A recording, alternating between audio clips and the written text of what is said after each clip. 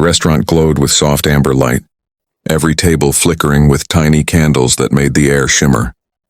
Ethan Cole sat at one of them, his jaw tight, a glass of untouched wine before him. He checked his watch for the 5th time. 7:45. She was 45 minutes late. He had told himself to give this blind date a chance, that maybe his sister was right and he needed to meet someone new.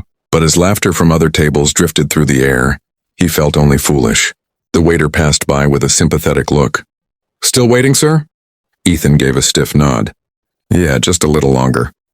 He loosened his tie, staring at the empty chair across from him. Maybe this was his punishment for believing he could start over. He had built an empire from nothing, yet couldn't seem to fix the hollow ache that came every time he went home to silence.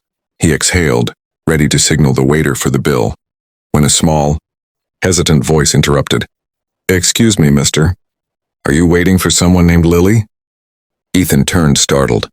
Standing beside him was a little girl, maybe 6 or 7, her brown curls framing a curious face. She clutched a pink purse too big for her tiny hands. "Yes," Ethan said slowly, unsure whether to laugh. "I am, why?" The girl's lips curved into a shy smile. "That's my mommy. She told me to tell you she's sorry she's late." Ethan blinked, momentarily speechless. "Your mommy?" "Uh-huh." She climbed into the empty chair, with the confidence of someone twice her size, swinging her legs under the table. "She's parking the car. She said I should come quick so you don't go away." Ethan's brows lifted in surprise before a chuckle slipped out. "You're quite the little rescuer, huh?" The girl beamed proudly. "Mommy says I'm her superhero." Her words were simple, yet something about them softened him completely. "Well," he said, smiling, "you just saved the day for me." She giggled, then leaned forward conspiratorially. "Mommy said you might be important." That made him pause. He hadn't heard anyone call him important in a long time. At least, not outside boardrooms or contracts. "Is that so?" he asked gently. "What's your name, superhero?" "Emma." She rested her chin on her palm, studying him seriously. "You don't look scary." Mommy was nervous. Ethan's amusement deepened. "Was she?" She said you might. Not like her." He was about to answer when he noticed something small. Her shoes were scuffed, one sock mismatched. A tiny detail, but it spoke volumes. This wasn't a spoiled child. This was a kid being raised with love, not luxury. "Tell your mommy," he said softly. "She doesn't need to be nervous." Emma grinned, dimples showing. "I'll tell her." But a few minutes later, Ethan looked up from his glass as footsteps approached. A woman hurried through the restaurant entrance, her hair slightly tousled from the wind, cheeks flushed, eyes scanning the room anxiously. When she spotted the little girl waving from the table, relief washed over her face. "Emma," she gasped, rushing forward. "You can't just run off like that." Her voice trembled with both panic and tenderness. Then her gaze landed on Ethan. For a heartbeat, she froze, breath catching in her throat. Ethan rose instinctively, and in that instant, the world around them seemed to fade. The soft music, the laughter, the clinking glasses, all replaced by the quiet electricity between two strangers who had somehow found each other through a child's courage. "You must be Lily," he said finally, offering a calm smile. "And you must be Ethan." Her voice was soft but rich, filled with embarrassment and a trace of exhaustion. "I am so sorry. The traffic was awful, and Emma, well, she's impossible to keep still when she's excited."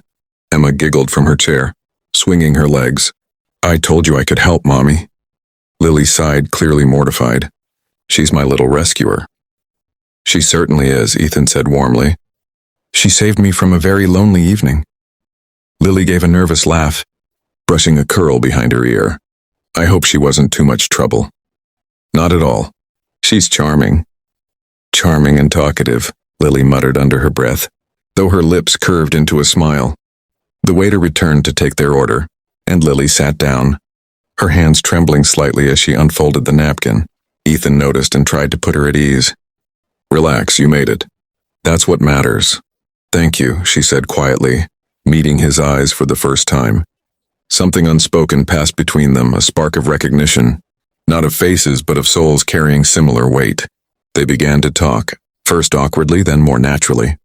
She told him about her work at a small community center, How her daughter loved to draw superheroes and pretend to save the world. He told her about his company, how he'd built it from the ground up, though his tone softened whenever Emma interrupted with her innocent curiosity.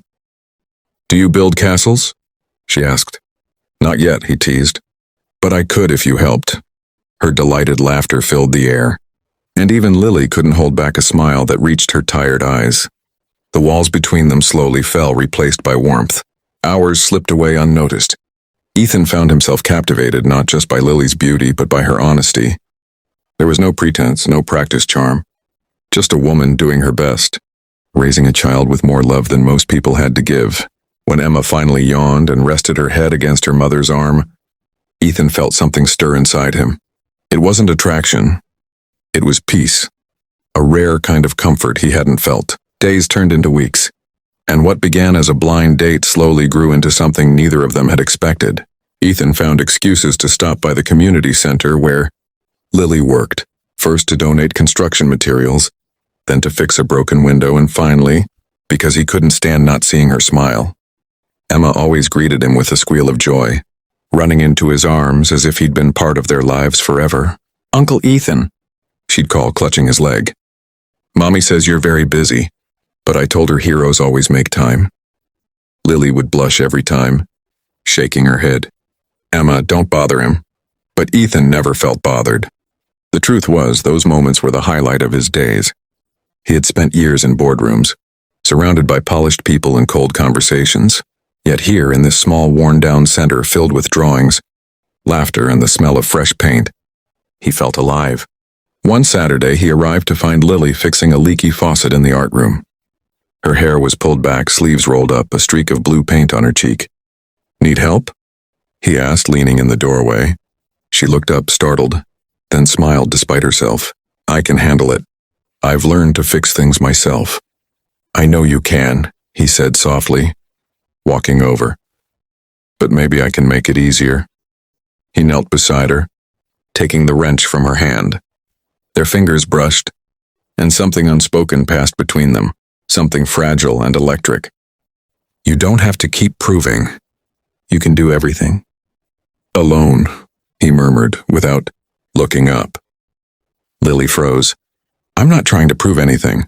"Yes, you are," he said, gently tightening the pipe. "And that's okay. But sometimes it's okay to let someone help." She didn't reply. When the water stopped dripping, she exhaled shakily. "It's just, people don't stay, Ethan. I stopped expecting them to." He met her gaze, seeing not weakness but strength wrapped in quiet sorrow. "Then let me surprise you," he said simply. Her lips parted, but no words came. Emma's laughter echoed from the hallway, breaking the tension. "Mommy, Uncle Ethan! Look, I drew us!" She came running in, holding up a crayon, drawing 3 stick figures holding hands under a bright yellow sun. Ethan felt his throat tighten as he knelt to take it. "That's beautiful, sweetheart." "That's you," Emma said proudly, pointing to the tall stick figure with a smiley face. "And that's Mommy and me. We're happy now." Lily looked away, blinking fast, but Ethan saw the tears she tried to hide. Later, as he walked them home, Emma skipped ahead, humming a tune, leaving Ethan and Lily trailing behind in comfortable silence. "You're good with her," Lily said softly. "She trusts you." "She's easy to love," Ethan replied, his voice low. "Just like her mother." The streetlights glowed above. It happened on a stormy evening when the city lights blurred behind sheets of rain. Ethan had been working late when his phone buzzed. A message from Lily. "Car won't start." "Emma's tired. Can you help?" Without hesitation, he grabbed his keys and drove through the downpour, the wipers barely keeping up with the storm. When he found them by the roadside, Lily stood outside the car, her coat soaked through, shielding Emma with her body. The sight made something twist inside him. He parked and rushed toward them. "You're drenched," he said, taking off his jacket and wrapping it around her shoulders. "You didn't have to come," she whispered, shivering. "Of course I did," he replied, opening the back door. Emma was curled up, fast asleep, her small hands clutching her bunny. "Let's get you both home." The drive was quiet, filled only with the rhythmic patter of rain. Lily stared out the window, lost in thought, her reflection blurred by the glass. When they reached her apartment, Ethan helped carry Emma inside. the little girl mumbled in her sleep, head resting against his shoulder. For a fleeting moment it felt so natural that it frightened him. After tucking Emma into bed, Lily handed him a towel, her voice soft. "Thank you. You're always showing up when I least expect it, and you always look like you need someone too," he said, drying his hair. She smiled faintly, then turned serious. "Ethan, there's something I need to tell you." He looked at her, sensing the weight behind her tone. "Go on." She hesitated, then sighed. "Emma's father, he left before she was born. I thought I was strong enough to raise her alone, but sometimes I wonder if I've only made her world smaller. I built walls to protect her, and now—" Her voice trembled. "Now you're here, and I don't know how to let you in, without breaking everything I've held together." Ethan stepped closer, his heart aching at the vulnerability in her eyes. "Lily," he said quietly, "you don't have to protect her from love." She looked up, startled. "And you don't have to protect yourself from happiness." She blinked, tears welling up. "But what if you get tired of us? What if you realize we're too much?" He shook his head, his hand brushing a raindrop, or was it a tear, from her cheek. "You're not too much. You're exactly enough." For a long moment neither spoke. The storm outside raged on, but inside there was only stillness. Lily closed her eyes, leaning slightly into his touch, her walls quietly crumbling. "You scare me," she whispered, "because I could love you." Ethan's voice was low, steady. "Then be scared with me." The words hung between them, fragile and real, as thunder rolled in the distance, and for the first time in years, both of them stopped running from what their hearts had already chosen. Months passed, and life began to weave them together in small, beautiful ways. Sunday mornings became pancake mornings at Lily's kitchen table, with Emma covered in flour and Ethan pretending to be the official taste tester. Evenings were spent reading bedtime stories, their laughter echoing softly through the apartment. What had started as coincidence had quietly turned into routine, and routine into something deeper. Yet Ethan still hesitated to call it love out loud. He feared that naming it might break the fragile perfection of what they had. But tonight felt different. He'd invited them both to dinner at the same restaurant where they had first met.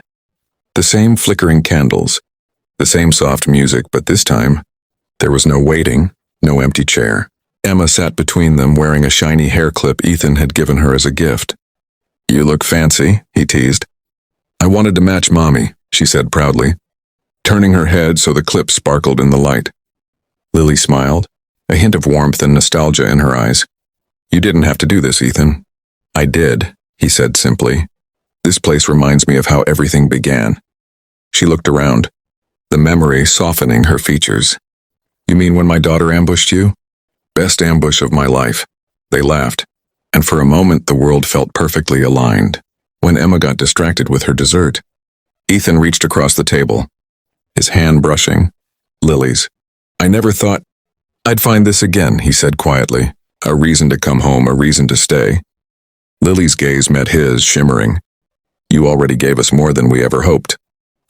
You gave me more than I ever knew I needed," he replied.